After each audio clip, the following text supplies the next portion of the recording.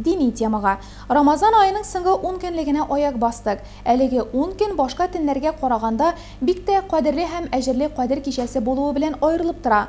Бу көнне Пәйгамбәребез Мөхәммәд саллаллаһу алейхи ва сәлламгә Коръән индерелә башлаган. Коръән Кәримдә бу кичә 1000 айдан да хәерлерәк дип әйтелә.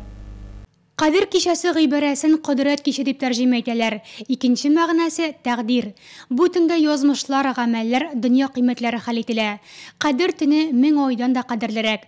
Ул төнне дугада, гыйбадәттә, намазда үткәргән бәндә 1000 ай гыйбадәт кылудан да зуррак әҗер савап аладыр. 1000 ай ул 83 елдан да артыграк. Бу кичәдә Аллаһ Тәгаләнең үз нуры җәйләчәк җир йөзенә. Бу төндә Кадер кичәсендә бөтен җир, күкләр һәм җирләр дә тынычлык булачак, иминлек булачак, сәламәтлек булачак.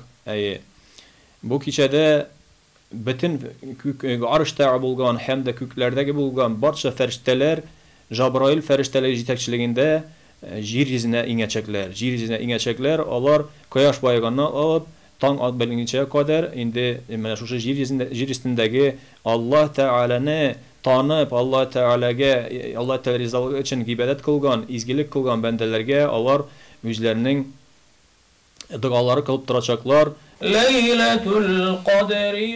Коръәндә Кадер кичәсенә багышланган тулы бер сүрә дә бар. Кадер кичәсе кайсы көнгә туры килүе билгесез. Шулай да Пәйгамбәребез Мөхәммәд Мустафа саллаллаһу алейхи ва сәллям Кадер кичәсен Рамазанның соңгы 10 төнендә токсаннардан эзләгез дип әйтеп калдырган. Бу кичәне әлбәттә без китеп торабыз.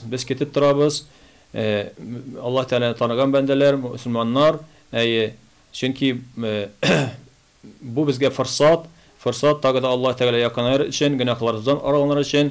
Менә әлбәттә бу кичәдә әгәр дә кем Аллаһ Тәгалә гыйбадәттә уздыра икән, Аллаһ Тәгаләдән тәүбә истигъфарлар кылып, үзенең гөнаһларыннан тәүбә истигъфарлар кылып уздыра икән бу кичәне, әлбәттә Аллаһ Тәгалә у бәндәләрне ярлыкармын диде. Кадер кичәсе дәрәҗә һәм мәртәбә төне. Ул кичәдә фәрештәләр Аллаһның рәхмәтен таратырлар. Кадер кичәсе иминлек кичәсе.